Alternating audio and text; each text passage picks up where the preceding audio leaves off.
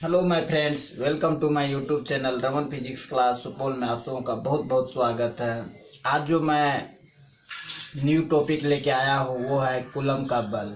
Coulomb का बल जैसे कि मैंने पिछला टॉपिक में भी आप लोग को जैसे बताए थे, और आज भी मैं उन पे जो कुछ उनका मात्रक जो बचा है, एसआई मात्रक और सीजीएस मात्रक, आज मैं बहुत अच्छे तरीका से कैसे आप लोग सीजीएस मात्रक को सॉल्व कर सकते हैं और एसआई मात्रक को अपने से बना सकते हैं। आज मैं फुल लेक्चर सीजीएस पे, एसआई पे और इसका माध्यम में क्या रहता है, इसका वैल्यू और निर्वात में क्या है, आज मैं फुल लेक्चर इसी पे देने वाले हैं। चलिए, उससे पहले कि जो कूलम का जो बल है, फिर एक बार मैं इनको रिपीट कर देते हैं।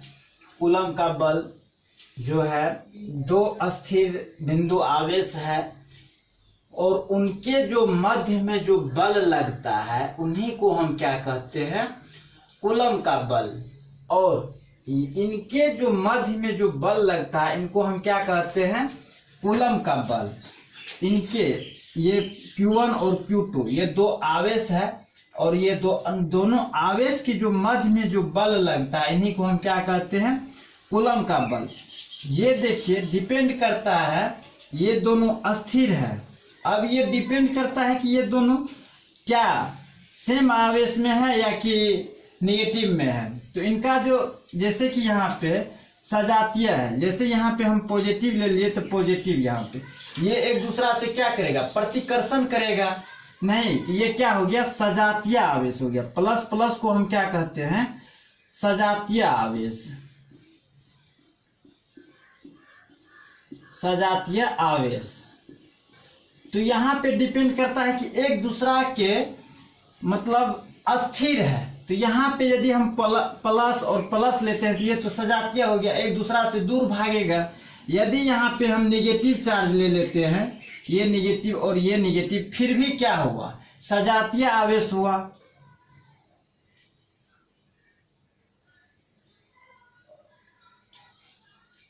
ये सजातीय आवेश हो गया। यहाँ पे प्लस और यहाँ पे हम माइनस लेते तो ये क्या हो गया, विजातीय आवेश।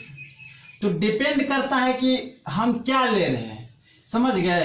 तो ये दो अस्थिर आवेश है, समझ गए, ये दो क्या है, अस्थिर आवेश है। ये दोनों के बीच का जो दूरी है वो है r, और इनके मध्य में जो बल लगता है वो कौन सा बल लग रहा है, F बल लग रहा है।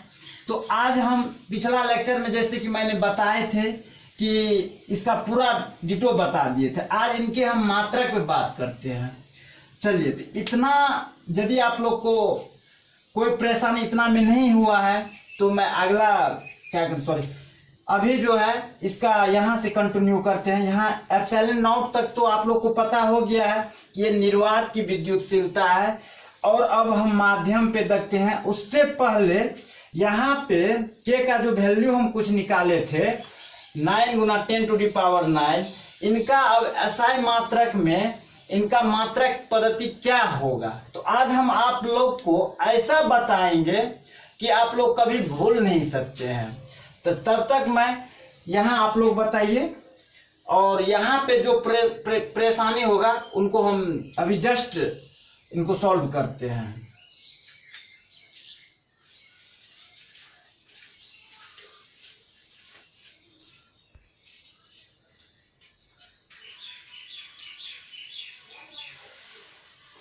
हाँ, तो दोस्तों यहाँ पे हम F इजिकल टू क्या जानते हैं, K into Q1 into Q2 by R का स्क्वायर, ये अपना क्या जानते हैं, F इजिकल टू। और इसका हमको क्या देखना, एसआई मात्रक देखना है। इसका हमको क्या देखना, एसआई मात्रक देखना है। तो यहाँ से यदि हम K इजिकल टू निकालते हैं तो K इजिकल टू मेरा क्या होता है, K इजिकल टू हम कल बताए थे कि 1/4 पाई एप्सिलॉन नॉट होता है। ये निर्वात की विद्युतशीलता है। इस पे हम और आगे चल के अभी बात करते हैं, जैसे कि निर्वात और माध्यम बता देते हैं तो यहाँ पे हम और खुल के बात करेंगे। तो एप्सिलॉन नॉट का जो वैल्यू होता है वो क्या होता है, 8.85 गुना 10⁻⁻12 मतलब 10⁻⁻12। तो यहाँ से यदि हम K का वैल्यू निकालते हैं तो क्या निकल के आता है 9 गुना 10 टू द पावर 9। अब ये जो निकल के आया है इसका क्या मात्रक है ये तो पता नहीं है, अभी हम बताते हैं। चलिए, तो F इज इक्वल टू क्या जानते हैं, K into Q1 into Q2 by R का स्क्वायर। यहाँ से हम K इज इक्वल टू यदि हम निकालते हैं तो क्या हो जाता है, ये जाके ऊपर में गुना हो जाएगा, तो ये क्या हो गया F इंटू, ये यदि यहाँ क्रॉस गुना हुआ तो क्या हुआ F इंटू R का स्क्वायर। यहाँ से ये K आके यहाँ बराबर में ले लिए तो ये Q1 इंटू Q2 क्या हो जाएगा, भाग में आ जाएगा। चलिए, इतना तो समझ में आ गया। अब ये बताइए F का क्या होता है मात्रक, F क्या होता है, न्यूटन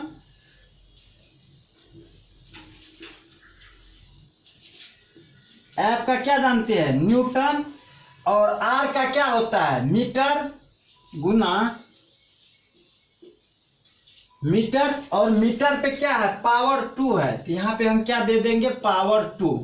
और नीचा में क्या है, नीचा में है आवेश। आवेश का मात्रा क्या जानते हैं, कूलम, कूलम। और कूलम का यहाँ पे देखिए 1 कूलम और 2 कूलम, ये तो Q1 और Q2 नाम दिए हुए हैं, लेकिन कुल आवेश कितना है, 2 आवेश है, यहाँ पे पावर 2। अब यहाँ से हम न्यूटन, ऊपर में न्यूटन, मीटर पे पावर 2, यहाँ से नीचा से ऊपर जाएगा तो क्या हो जाएगा, कूलम पे पावर -2। अब ये क्या हुआ, K का मात्रक निकल के अपना फाइनली इतना हुआ। तो यहाँ पे अपना K का वैल्यू क्या लिखे हैं, सॉरी यहाँ पे देखिए क्या लिखिएगा, इनका मात्रक न्यूटन मीटर का स्क्वायर कूलम पे पावर -2। ये किसका निकल के आया, तो K का वैल्यू निकल के आया इतना। अब ये फाइनली K का वैल्यू क्या, 9 गुना 10 टू द पावर 9, और गुना में न्यूटन मीटर पे पावर 2 और कूलम पे पावर -2। अब यहाँ देखिए K इज इक्वल टू क्या अपना जानते हैं, 1/4 पाई एप्सिलॉन नॉट। ये नीचा में है, इनका जस्ट क्या हो जाएगा, उल्टा हो जाएगा। तो यहाँ पे जो इनका वैल्यू है 8.85 गुना 10 टू द पावर -12, अब इनका जस्ट ये क्या हो जाएगा, उल्टा हो जाएगा। तो यहाँ पे क्या हो जाएगा, इनका मात्रक न्यूटन पे पावर -1, मीटर पे पावर -2, और कूलम पे जो माइनस है तो यहाँ पे क्या हो जाएगा, प्लस का पावर 2। ये अब इतना अपना लोग जान गए। यदि इसमें कहीं भी परेशानी होगा तो बेहिचक आप लोग कमेंट कीजिए। और अपना यहाँ से K का मात्रक कितना आसानी से निकल गए। इसीलिए हम कहते हैं कि जल्दबाजी मत कीजिए, उनको तोड़ तोड़ के समझिए। यदि आप रट लीजिएगा तो क्या ये आपको याद रहेगा। अभी जो आप हम समझाए हैं आपको, ये क्या कहीं भी इसमें परेशानी आने की बात है नहीं है। इसीलिए यदि एग्जाम के व्यू से देखते हैं तो रटिए मत और उनको समझ के उनको सॉल्व कीजिए। चलिए, तब तक इतना सॉल्व कीजिए, तब तक फिर हम इनको आगे बढ़ाते हैं।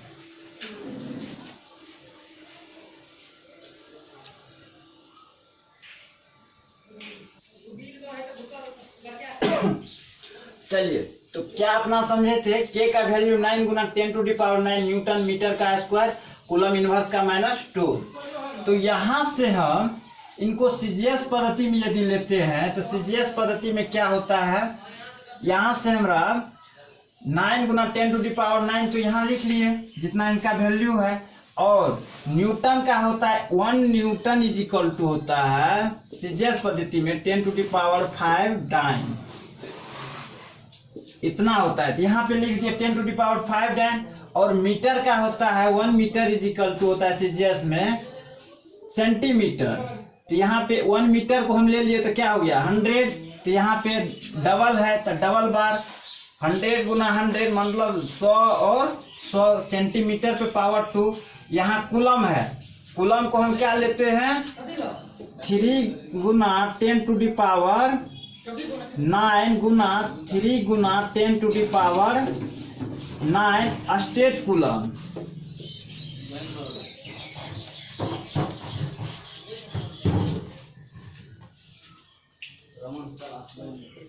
State coulomb. चलिए, इतना समझ गए। अब इनको यदि हम सॉल्व करते हैं फाइनली तो क्या आंसर आता है, देखिए 9, यहाँ से 3 गुना 3 9, और यहाँ पे देखिए यहाँ पे इनका टोटल पावर क्या हो गया एक पावर यहाँ से कैंसिल, एक पावर यहाँ से कैंसिल। अब देखिए 5 और 2 7 और 2 9 यहाँ से कैंसिल। तो k का वैल्यू क्या हो गया? k का वैल्यू 1 निकल के आया। यदि k का वैल्यू 1 निकल के आया तो इसका सीजीएस पद्धति में कितना निकल के आया? सीजीएस में 1 निकल के आया, सीजीएस में 1 निकल के आया। और इसका यदि एसआई मात्रक में हम देखते हैं तो क्या होता है? 1/4 पाई एप्सिलॉन नॉट। यदि इनका वैल्यू निकालते हैं तो 9 × 10⁹ 9 न्यूटन मीटर का स्क्वायर प्रति कूलम का स्क्वायर। चलिए इतना समझ में आ गया। ये किसका वैल्यू निकल के आया? एसआई मात्रक का। चलिए इतना समझ गए। तो चलिए इनका अब आगे हम माध्यम पे बताते हैं। ये तो निर्वात में समझ गए, और निर्वात और माध्यम को दोनों को एक साथ करके हम आपको समझाते हैं। तब तक चलिए इतना को कंटिन्यू कीजिए, लिखिए तब तक।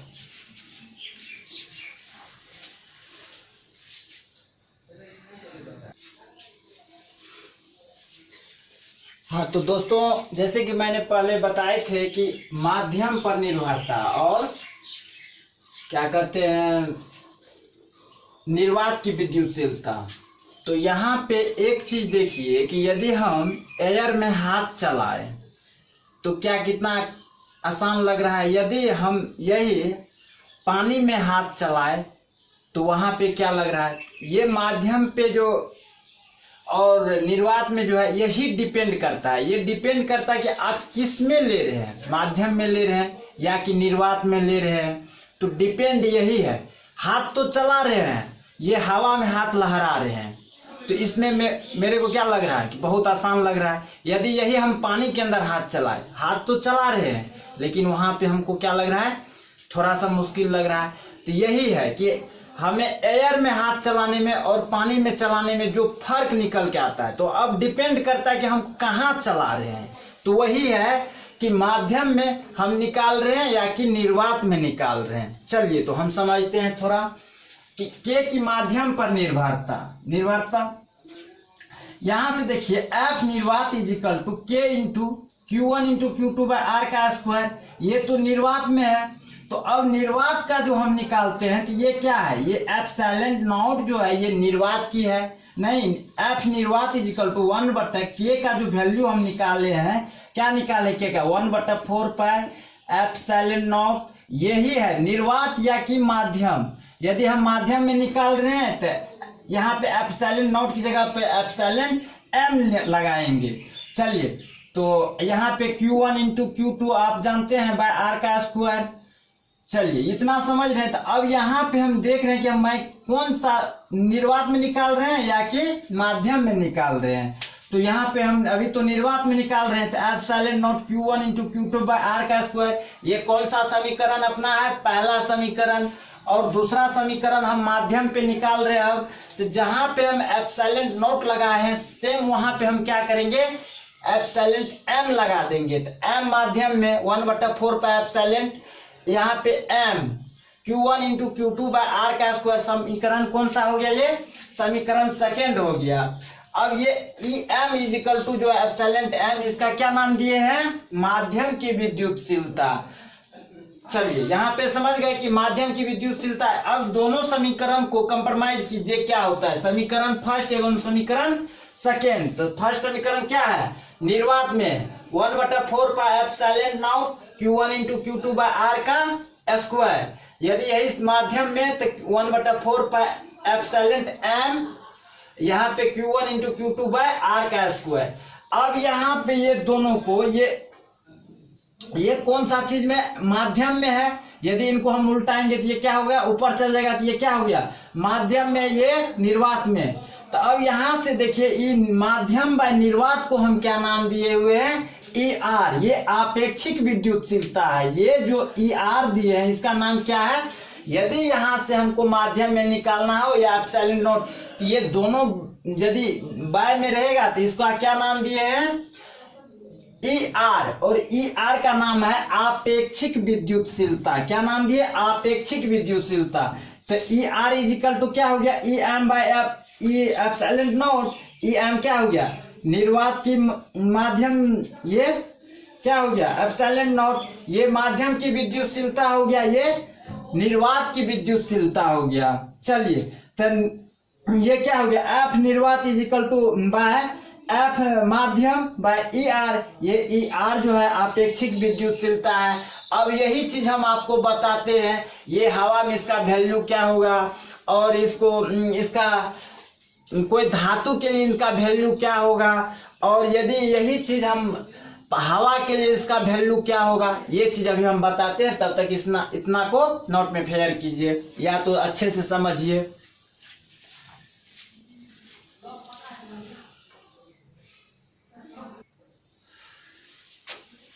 चलिए तो यहाँ पे अपना देखना है कि एयर के लिए क्या है, हवा के लिए क्या है, कोई धातु के लिए इनका वैल्यू क्या होगा। तो चलिए यहाँ पे आते हैं, इनका एयर में या तो इतना से कम होना चाहिए या इतना के बराबर होना चाहिए ई आर के लिए।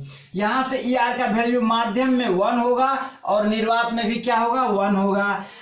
ई आर का वैल्यू, ये जो आपेक्षिक विद्युतशीलता है इनका धातु के लिए क्या होगा इनफिनाइट होगा, इनका कोई वैल्यू 1 या 2 3 4 इनफिनाइट तक जा सकता है। ई आर का आपेक्षिक विद्युतशीलता का वैल्यू किसके लिए, तो धातु के लिए, ये किसके लिए तो धातु के लिए। और हवा के लिए इनका वैल्यू क्या होगा 1 पॉइंट यानी कि 1.000, 3 बार 0 और 5 9 यानी कि 5 9, इसका किसके लिए होगा तो यहाँ हवा के लिए होगा। इतना इनका वैल्यू फिक्स है। तो आज हम बहुत महत्वपूर्ण टॉपिक को खत्म किए हैं और जितना इसका हम एसआई मात्रक या कि सीजीएस मात्रक या हवा में निर्वात में जो भी निकाले हैं, तो बहुत इंपॉर्टेंट टॉपिक आज हम खत्म किए हैं।